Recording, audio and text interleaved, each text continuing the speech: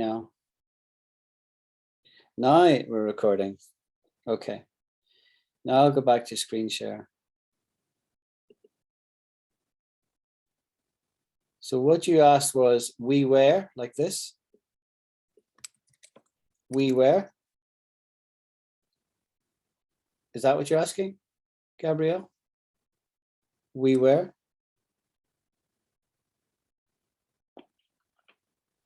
No. Yeah. Hello. Yeah. Yeah. Yeah. So we were is the preface to explaining what you had been doing, right? So we were on holiday last week, right? That's what we were doing. So it's a statement about the past. We were on holiday, or we were famous once, but not any longer. We were rich, and we didn't know it. I didn't know that's an expression. Yeah, gotcha. Yeah, it's practically for referring to the past. Yeah. Yeah. Like, we were doing this. We were doing that. Yeah, exactly. Yeah. Not only what you were doing, but also the condition, right? You know, we were rich, you know, as a status, or we were healthy. Yeah. Which has got to do with condition. We were smart. Yeah, totally. So you yeah, could say, another sound that I sometimes struggle, it is the difference between the two I sound, which is, for example, like sheep or ship, right? Or something like that. Yeah. So sometimes I'm retelling a story, and I'm talking about a ship, but unconsciously I just say sheep, and people understand, of course, that I'm talking about the animal instead of the machine, the ship. Yeah. For travel. Yeah. Got you. And that's because in Spanish the I sounds like an E. Yeah, that's the reason you're doing that. Yeah, correct. Yeah. You pronounce in Spanish, you pronounce that as an E. Yeah, the I is always pronounced, nearly always I can think of, pronounced like an in English. So it's ship. And the EE sound is how we see E. It's E and E produces the same sound as the I in Spanish. So sheep, weep, to weep, to cry is WEEP. Yeah, that's the same sound. This produces the same sound as well. LEA, leap, to leap, a leap of faith. Leap, it's the same sound, even though the spelling is slightly different. Keep, EEP. Yes, Elham. Oh no, please finish this. I want to go off the topic with another question. Yeah, that's fine. So tweet is another one with the E sign. Tweet. So yeah, sheep and ship. That'll just come with practice. And if I ever hear something that doesn't sound quite right, I'll correct it. Like another one that a lot of people get wrong is this word in their pronunciation. Can you see what I wrote on the screen, Gabrielle? WORK. Pronounce that word. WIK. No, WORK. Quirk. Yeah. See, that's not correct. Right? That's not correct. But that's what a lot of people say, and they get it wrong, right? So what I'm hearing when you say it is this: WIRK, work, right? But WORK is work. Work. work. Yeah. Which is different from this sign, quark, right? Work, quark. Yeah. Yeah, sure. Yeah, sometimes I'm actually practicing with Google Assistant, and sometimes it get it right, sometimes it get it wrong, because of sometimes my pronunciation changes a little bit. So Yeah. if I No, you're doing very well overall. You're doing really well. But if I hear something that's not quite right, I will say to you, okay? Okay. Okay, let's go to Elham's question.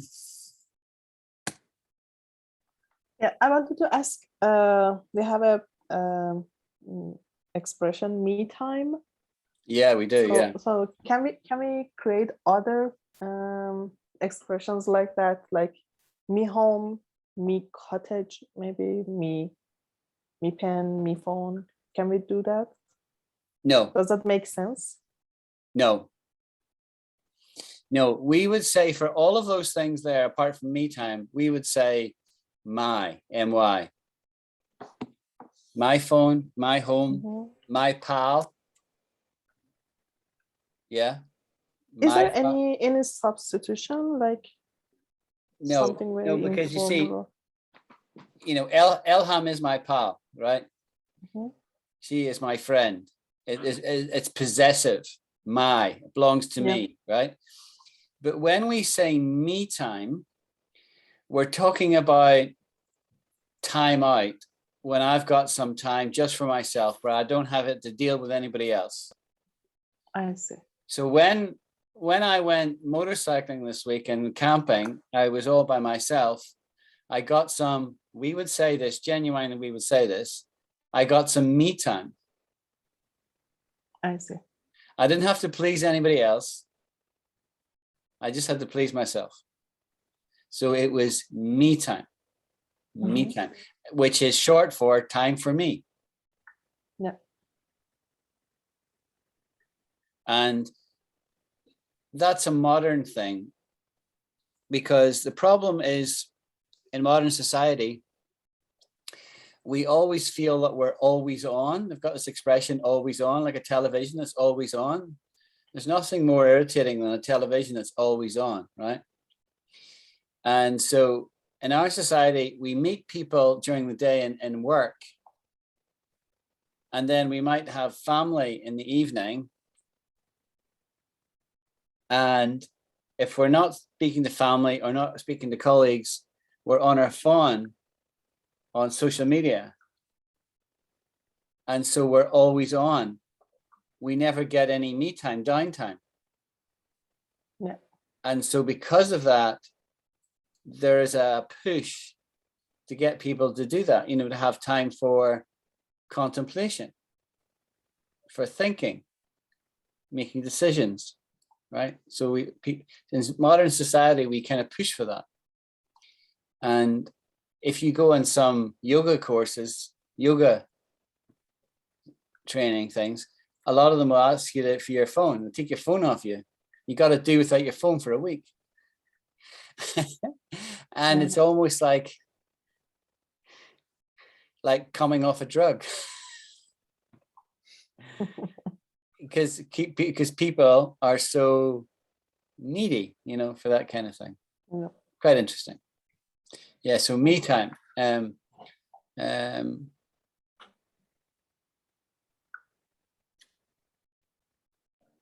So I guess that you can also combine time with a lot of words, right? At the end of the word, for example,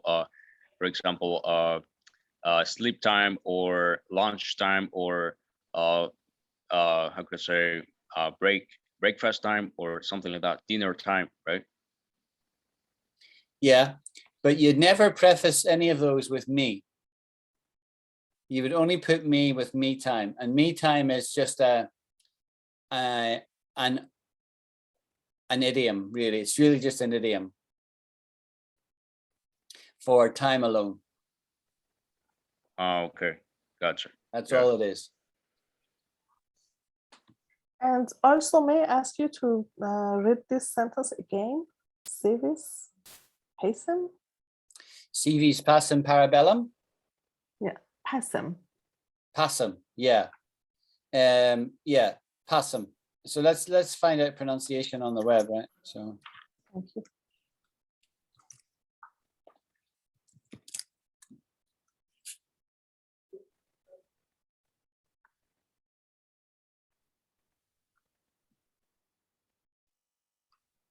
Si vis pacem parabellum. so Si vis pacem parabellum. so she's saying si vis pacem. I said pacem. Yeah. So I got that wrong. It's si vis pacem, she's saying parabellum. Si vis pacem parabellum. Si vis pacem parabellum. And it is Si vis bellum, pacem parabellum. So So listen to base- the guy say it. base- Si vis Phaser. pacem parabellum. Pacem, yeah. Okay, so that sounds quite clear. So it's si vis pacem parabellum. Si vis and the last word is bellum or Bellum. bellum. bellum, bellum, It is not bellum, o, it is e. Bellum. bellum, bellum. Yeah. Mhm. Thank you. And what does it mean? If you want peace, prepare for war. Okay, but I mean, for example, I was kind of like reading a little bit the expression, but it seems to me like it's a foreign expression from French, from France, right? It's from Latin. The Latin. Okay. Yeah, it was the Romans that said it. Okay, gotcha. Yeah. So the origin of this expression is from the Roman culture, right? The Latin. Correct. Yeah, the Romans spoke. In the Roman world,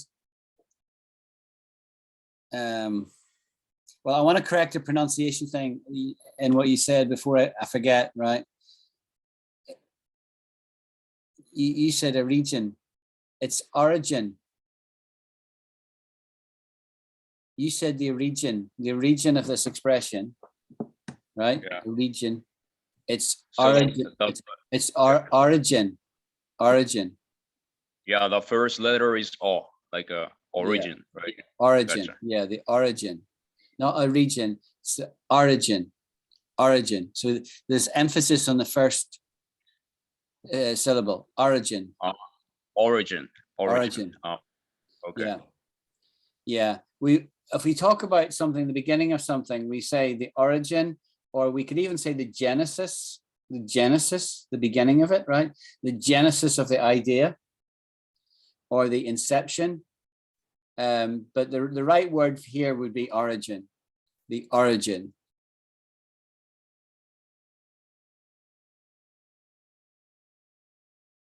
You know, and so how you would use this in English is you would say, as the Romans said, si vis pacem parabellum. And we would always translate it because most people will not know what you're saying. So we would translate it, meaning, if you want peace, prepare for war.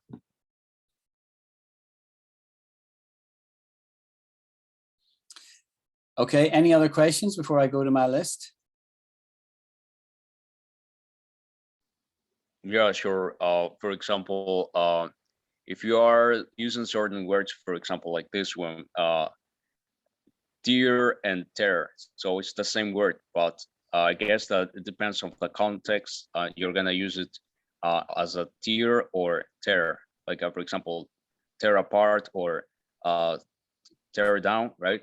Or yeah, or tear up or something like that. But Yeah. tears is like when you are crying, right? Correct. Those are two different words. They look the same. They're spelt the same. And in fact, before you mentioned that, I wouldn't even have thought about this because we just so separate those concepts. Yeah. And we normally use tear as tears. It's normally in the plural. She said she was, she had tears in her eyes. She was very upset.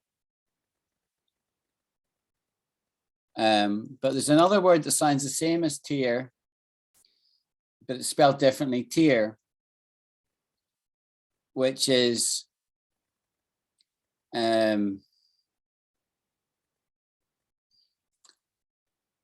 You could have tears in a building. You could have in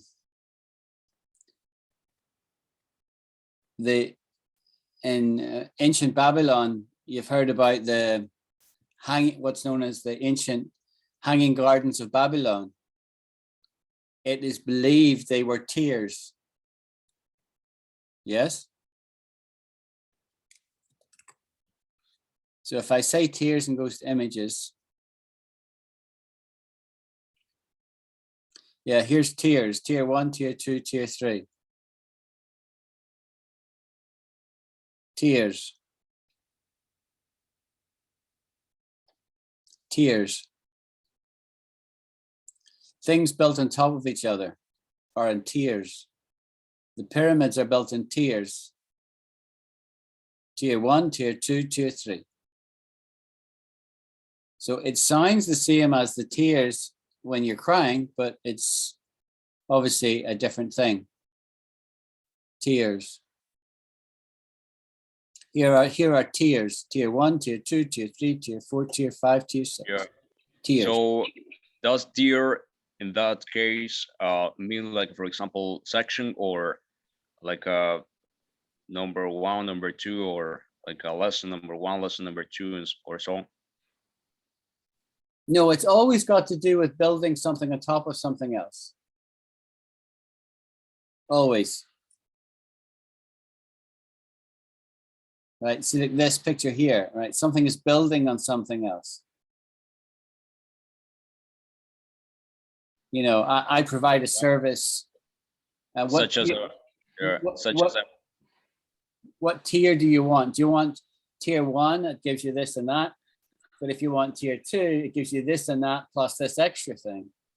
To get tier 2, do you want that? It's going to cost you more. Or you can have tier 3, which is gold plated. You know, it's this and that and the extra thing and some kind of guarantee. Of course, gotcha. It's kind of like for example, a tier describes the idea of a building, a building, or for example, building with a brick, right? Yeah. So exactly. Exactly. Tiers. Okay. Yeah. Hello, Mona. Hi, teacher. How are you? Very well. All the better for hearing your voice. I'm glad you could join. Thank you. Excuse me for delay. That's all right. No problem. Right. So I will go back to my list now and see what I have for you next. And so what we have is an expression here that I said quite innocuously, quite innocently, and people didn't know what it meant. So I thought I'll teach it. And first of all, this word here, the word that comes to mind when I write W-I-N-D is wind, right? Wind.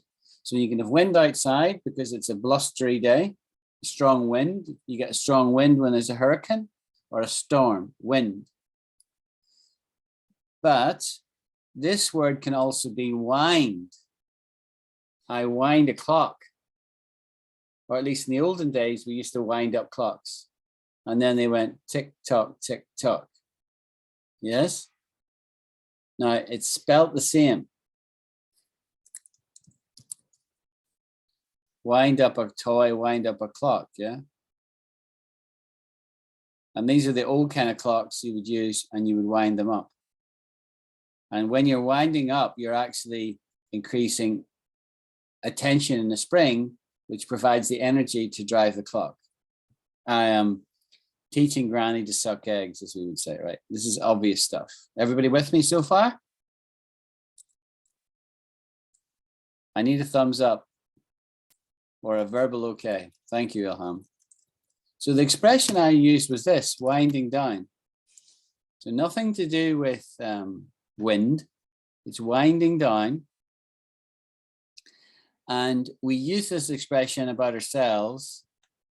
The question that I got asked by Ilham was about my work, you know, how's work going? And my response was, I am winding down. And she looked at me blankly. And I could tell she didn't know what I meant. So I thought, I'll teach it then. So winding down means like I'm a clock. I'm just getting slower and slower and slower because it's like the spring is almost out. It's winding down. And so when you're winding down, you're getting slower. Winding down. So yeah, does it mean like, for example, you are finishing your work, or that you are a little bit getting like a worn out? No, it does not mean the latter. No, it means you're finishing up. Okay, gotcha. Okay. Mona. Teacher, I didn't understand. This mean being not full of energy. I didn't understand. Losing energy. Yeah. Yeah. Yes. Because if you think of a clock, right, you can have two kinds of clock. You can have a modern clock that uses electricity. It's either plugged in to electricity supply, or maybe it has a battery. Okay. Yeah, that uses electricity. And inside there's a mechanism that, you know, usually it's a crystal that oscillates very fast. And that's how the mechanism works to count time. But in the olden days, when I was a laddie, we had clocks and you would wind them up with a wee key in the back. And when you wind up a clock, it might only last for a day and then it would stop, or it might last a couple of days. And so what you do is you'd wind it up every day or every couple of days. Do you remember those? Do you remember those? No. Is that a yes or a no? No. No, you don't know what I'm talking about. Okay. Right, let's just come back to here then. Let's do here and do winding up a clock.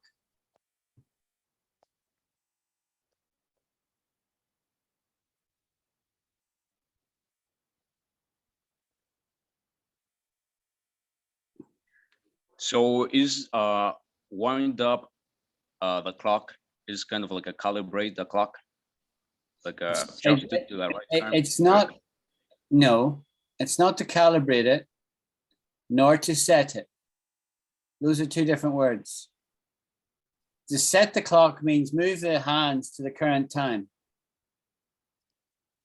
Calibrate it means watch the clock and see if it goes out by 5 minutes after a day, and then you adjust it slightly so it keeps time. You see? Those are two different words. So calibrate and set are different words. And all of those are different from winding up a clock. Yeah, of course. But can you use this phrasal verb right now with, latest clocks, or only with former clocks? You would only use it with mechanical clocks. Hi everyone, this is Tracy coming to you from Jimmy's Alpine Clock Shop YouTube channel. Welcome to another episode of All Things Clocks. Now today I'm going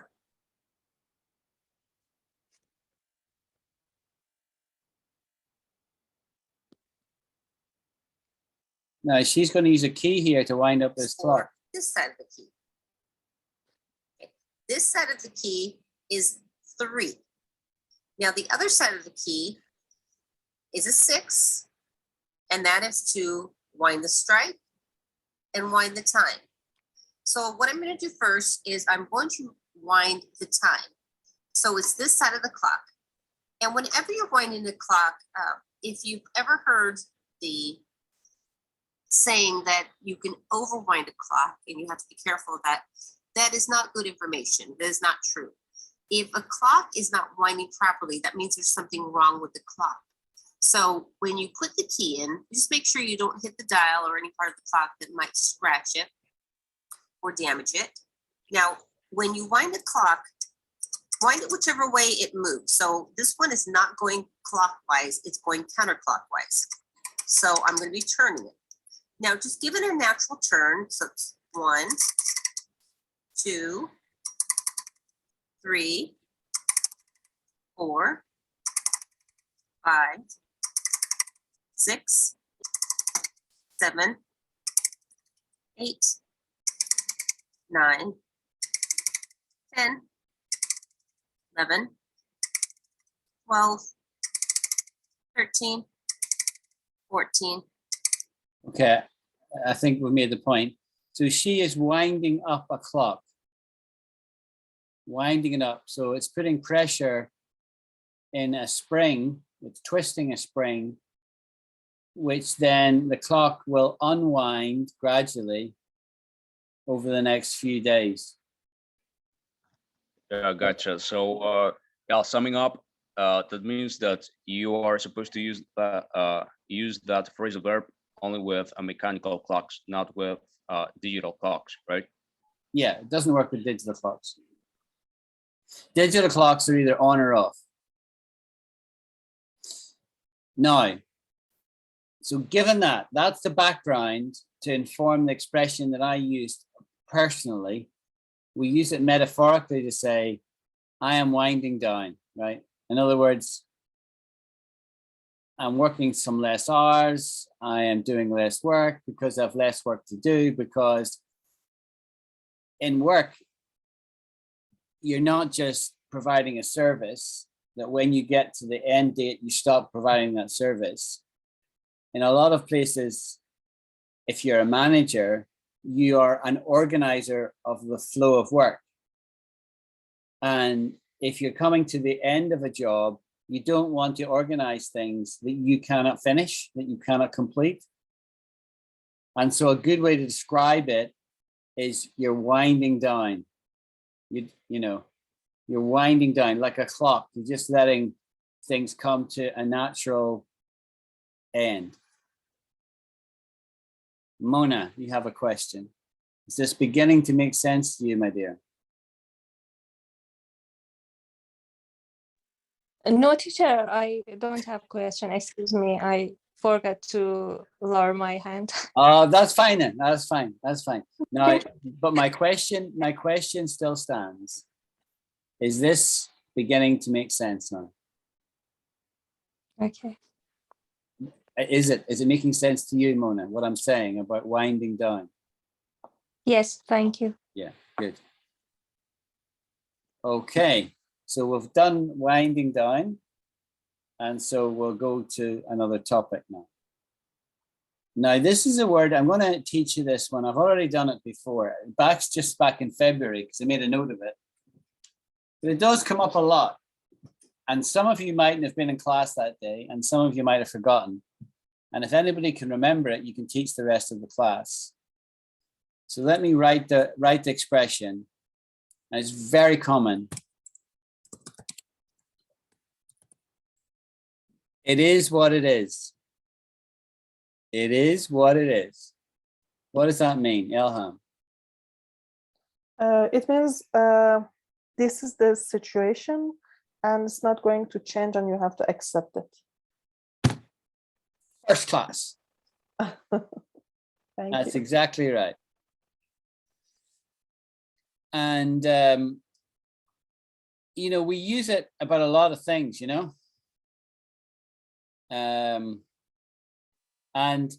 it has a sense of acceptance. You're just accepting it. You're not. There's also a sense of you're not really happy with the situation, but it is what it is, right? You're not going to change it. So there's acquiescence or acceptance. Yeah, Mona. Teacher, this means take it or leave it. Very, very astute question. It doesn't mean exactly that, but they are similar. So it's a really good question. So let me explain, take it or leave it. and then we'll come back to it is what it is and see the difference, right? Take or leave it is used when there's a transaction taking place and you're buying something. So I'm selling you a car and you're quibbling about the price. I really like the car, Mr. Lockhart. And I really like the color. And I really like the looks of it, that it's sporty. It suits my sporty image. But I'm not too sure about the price. Right? I think the price is a bit rich. You're asking a bit much. And I say to you, I'm the sales guy, and I know how to cut a deal. And I say, take it or leave it. So in other words, take the car, right? Have it or leave it, right? Make your decision. And I'm implying that I'm not budging on price.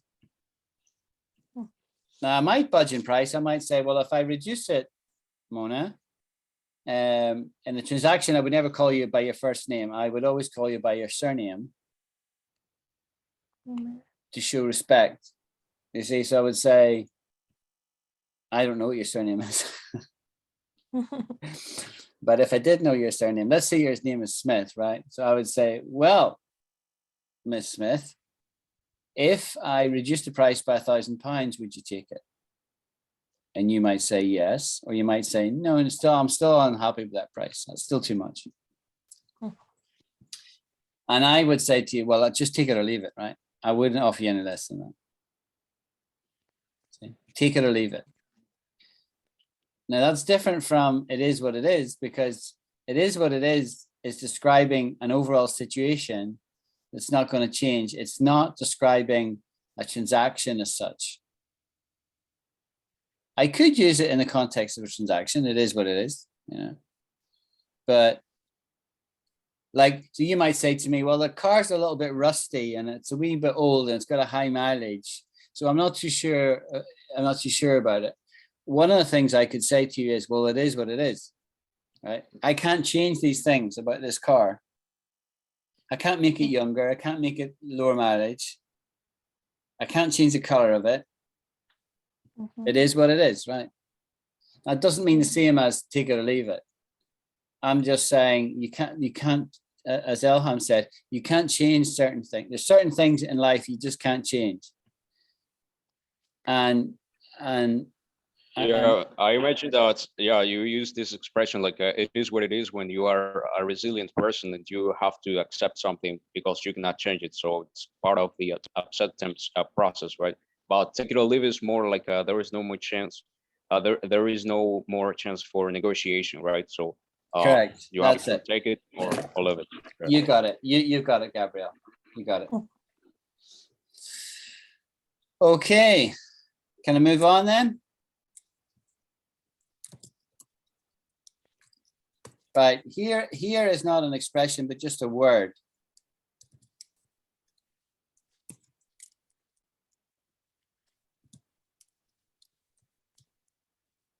What does inveigle mean? Google is not helping me by typing the answer before I've even finished typing, you know.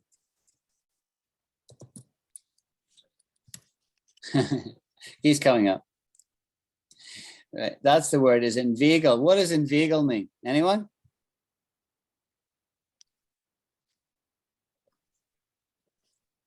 No? Nope. Okay. Inveigle. Persuade someone to do something by means of deception or flattery. Inveigle. So he's pronouncing it inveigle. I would pronounce it inveigle. I'm not sure that I'm not wrong, actually. Inveigle. Inveigle. Inveigle. Inveigle. Inveigle. Inveigle.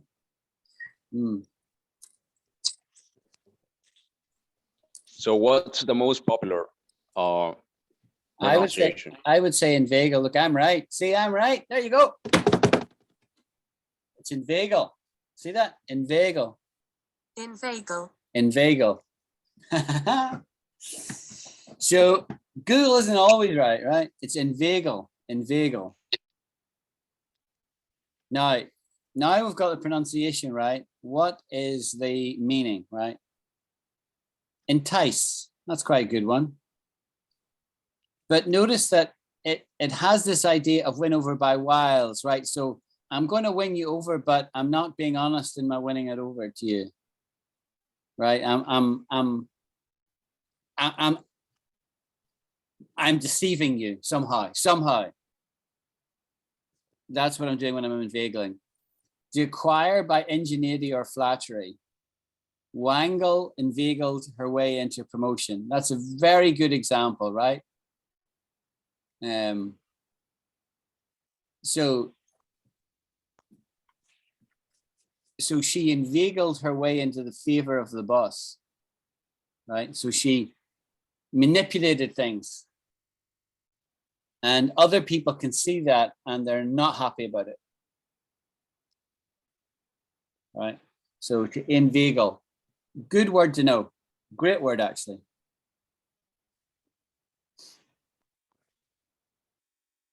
Let's look at it in a sentence. But you notice this here, it's not to acquire by ingenuity. So there's no negative connotation in ingenuity.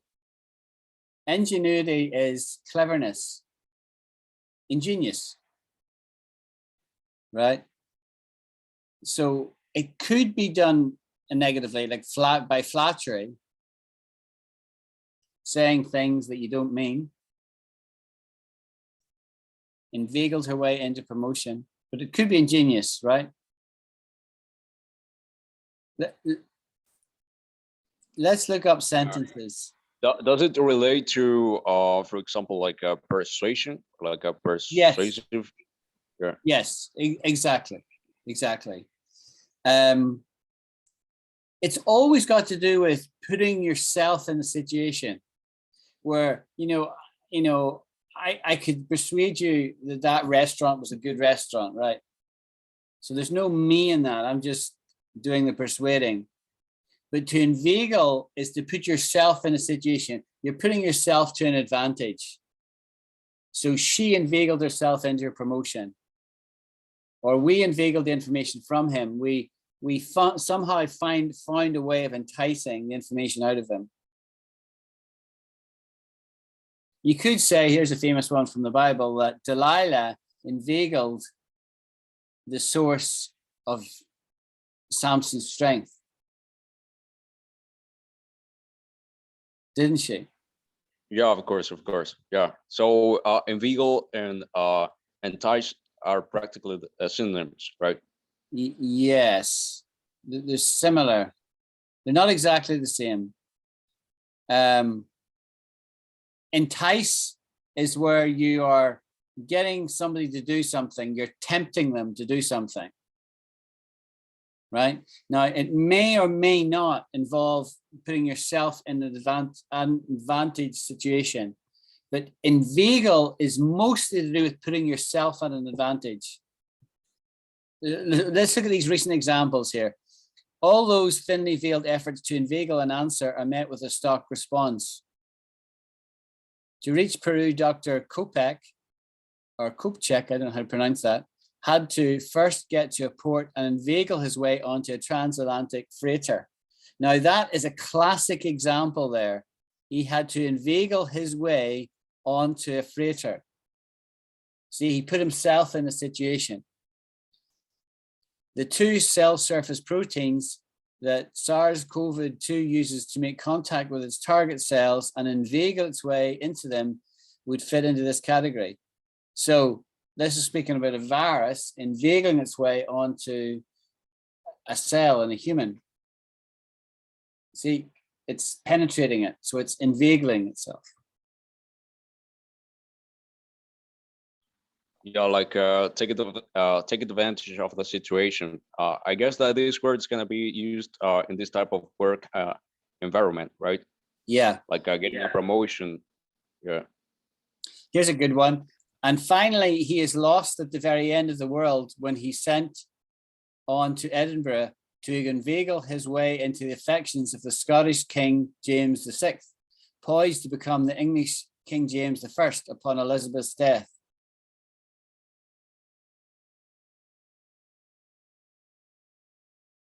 Right, so inveigle here, to inveigle his way into the affections. Right, see? Yes, Elham. At the top of the page, there is 2 examples, and it seems it's using it in 2 different ways. No, upper please. Yeah, the examples of inveigle in a sentence. The first one is saying she inveigled him to write the letter, so inveigled someone to do something. The second one is inveigled something from someone. Yeah, It seems different for me. you're right. It is being used differently, but if you think of the synonym entice, it would be equivalent, right? She enticed him to write the letter, or she inveigled the information from him. She got the information from him. She enticed him to give it to her. So the example I used was Delilah enticed or inveigled Samson to say that the source of his strength was his long hair. You know, because entice is also new to me. Is it? Difficult, yeah. Sorry about that. Let's look at entice for a bit. To attract artfully or adroitly, or by arousing hope or desire. Tempt. Think of it a bit like tempt. Yeah, I know that. So to attract artfully or adroitly by arousing hope or desire.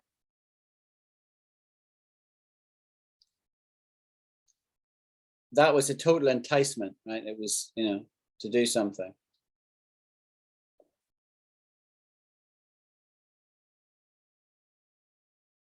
So you can see all these words here that are synonyms, right? Lure, entice, inveigle, decoy, tempt, seduce, mean to lead astray from one's true course.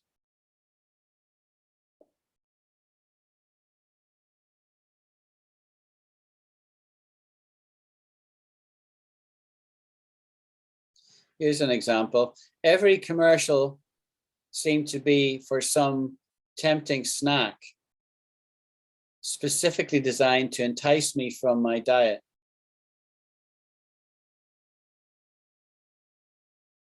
Italy has been in the lead, offering creative alternatives to entice buyers and breathe new life into rundown towns. So entice buyers, that's a very common expression, to entice buyers, right? So you want somebody to buy your product, you have to figure out a way to entice them. Yeah, you motivate them to buy your product. Why yours, not the next one? Why this product at all? Entice. So is it a positive word when, for example, you are enticing someone? Is it a positive action? It can be positive or negative. I see. It depends on the context. It's totally on the context. I see. So you say to me, Alan, I'm starting running, jogging on a regular basis. Can I entice you to join me? I see. Right. So that's very above board, if you know what I mean. It's very positive. I see. But there's other kinds of enticements that are not moral, let's just say. And so enticement would be negative in that case. Yeah. I see. I understood that. Thank you. Yeah, actually, I can see another word in there, which is decoy. So is it the same thing? Decoy implies alluring into entrapment by artifice. attempting to decoy the enemy into an ambush. So let's look up decoy on its own. Someone or something used to lure or lead another into a trap. That's how it's used as a decoy. The commander of that sub took us to be a decoy. An artificial bird used to track live birds within shot. Someone or something used to draw attention away from another. This last meaning here is often how it's used most, actually. A decoy to distract a guard. So you want to storm a building, so you make something happen way over at a different part so that you can, at the back of it, let's say, so that you can attack the front. That's a decoy. Yeah, gotcha. For example, if you are going to hunt, and that's gonna mean, for example, a bait, right? Yeah.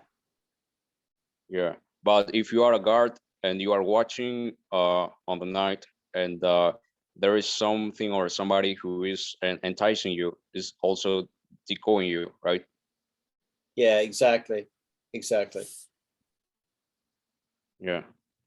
Gotcha. Yeah. So we've done inveigled.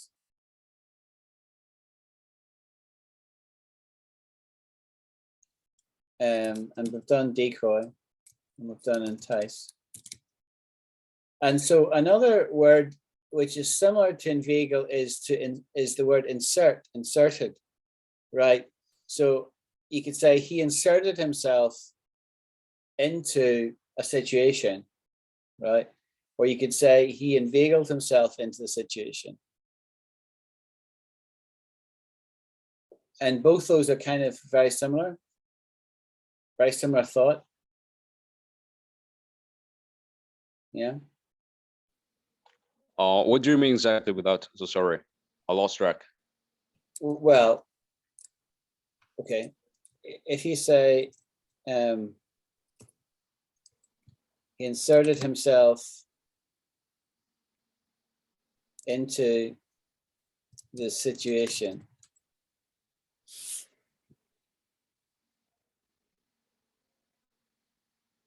Does inserting yourself into a situation have a negative connotation? If I say I'm inserting myself into a project or situation, you know, so here's some answers. I think it depends. It's like putting myself in that situation, into that Yeah. situation, or putting myself on the shoes of others, for example. Yeah, it could be positive or negative. If someone is inserting into a conversation that might be viewed as private or touchy, the use of injecting would come across as, I think they meant inserting, would come across as implying that their addition is unwanted. However, if someone is taking over where there is chaos and where they can do necessary good, inserting would indicate a level of control or power that could be viewed positively.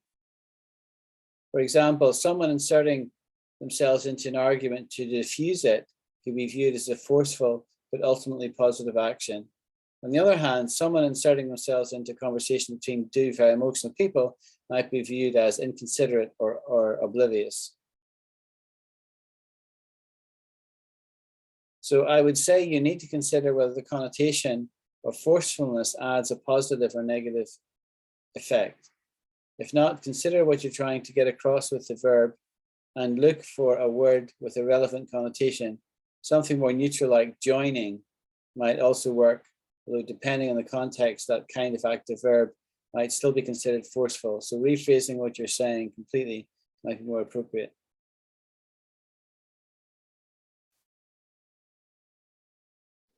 Yeah, of course. Well, I think it depends heavily on the context. Yeah. But what I wanted to illustrate was that when you say inveigling yourself, it's the same as saying inserting yourself, in effect.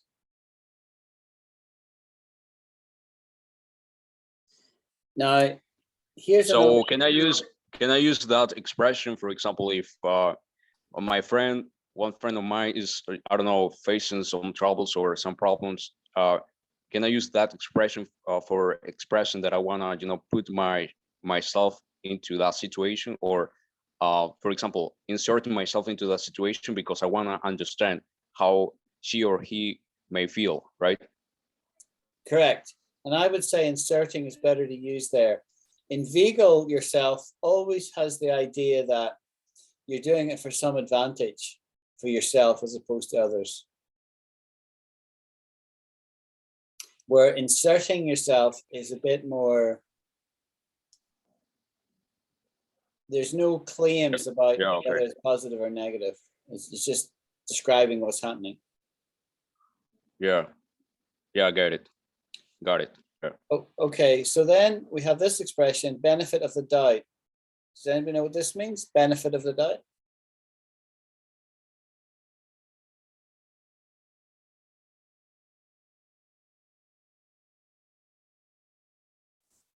This is a very common expression. I could say, I will give you the benefit of the doubt. Yeah, I think it is when, for example, you are not quite sure about something, and you're gonna give it the benefit of the doubt, right? So you're gonna doubt a little bit before, I don't know, making your own conclusions, right, about a situation. Yeah. Yeah. So let's say you ask me for a job, right?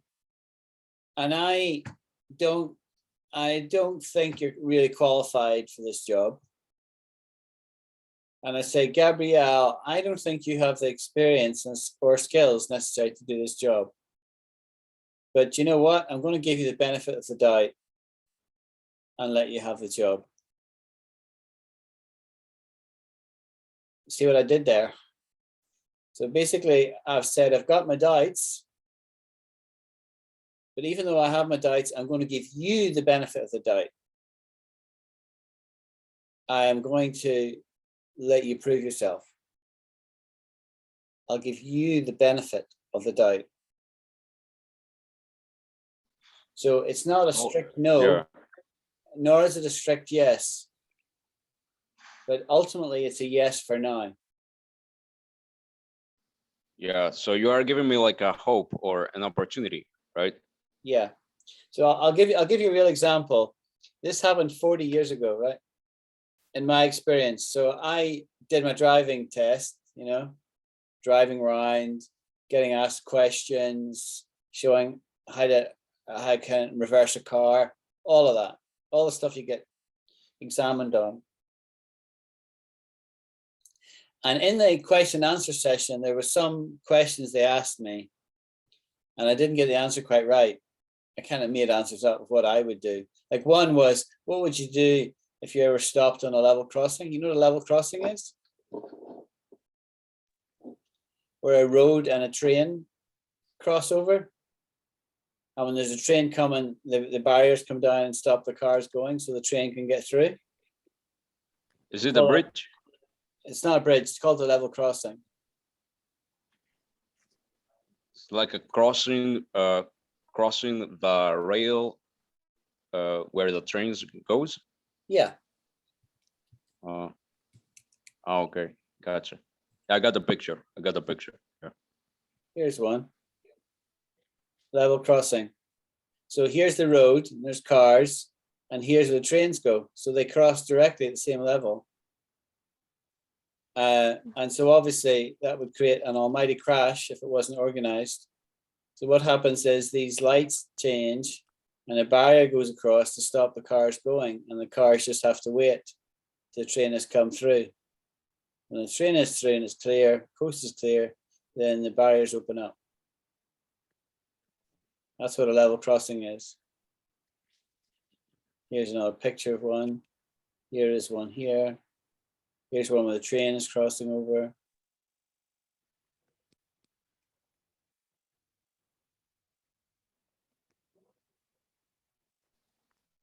So that's quite common in the UK, right? Because of here in Colombia, there are not much level cross. But I guess that in Europe, there are a lot of, this type of level crosses, right? Yeah. So the question I got asked was, if your car breaks down when you're crossing over, what happens if your car breaks down and you're right over the rain tracks? What are you going to do? What do you do when your car breaks down? I mean, it's a real panic, right? Because there's going to be a train coming. And if you don't get your car off it, you're going to be cut in two, right? So that was the question that I got asked. And what I said was I would go into first gear and turn the engine over and let the starter motor drive the car off the thing. That's what I would do. And that is what I would do. But that's not the answer in the book. The answer in the highway code book is you get out of the car immediately and you go, there's an emergency phone and you go on your phone emergency and they'll try and get the train stopped. That's what you're meant to do. And so I come up with my answer, which I thought was very clever. But it wasn't the answer they were looking for. And I think I got at least one other question wrong. So there was a couple of questions I didn't get right. And the guy said to me at the end of the test was, I'll give you the benefit of the doubt and say you've passed. So ultimately, I just wanted to pass my driving test. And I did the driving bit well, but the questions and answers, I got some of them wrong. But they weren't wrong enough for me to fail my test. And so he said to me, I'll give you the benefit of the doubt and say you've passed, which I didn't really enjoy that comment because I thought, okay, you know, it felt like I just scraped through. Yeah. So in order to express that, he said, I'll give you the benefit of the doubt. I've got my doubts about you, but I'll give you the benefit of the doubt and say you've passed. And so I've had my driving lessons, driving test,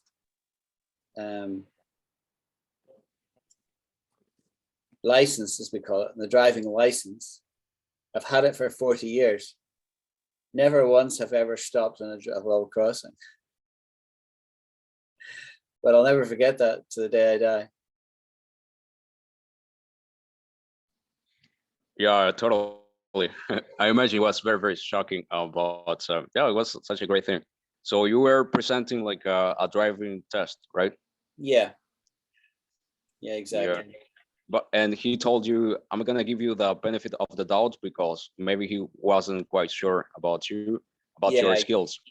Exactly. Yeah. Exactly. I had given him answers to all the questions, but he didn't like my answers, you know, because they just want the answer that's in the book. And the answer in the book is you get out of your car and you go and phone somebody. Whereas to me, I could start my car and drive it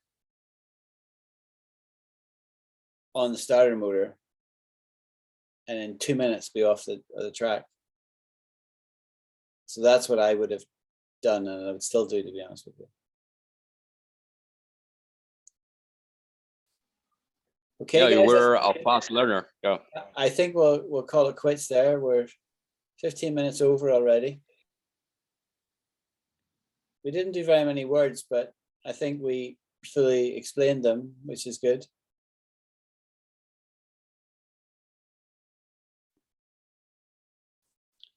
So we'll call it quits there, and I might see some of you on Sunday, and if not, I'll see you next week at this time. Yeah, sure, teacher. So yeah, thank you so much. I really appreciate it. Yeah, thank you lots for your time. Thanks, Elham. Thank you, teacher. Thanks, Mona. See you all. Bye. Have a blessed day. Yeah. Bye-bye. Bye. Bye, everyone.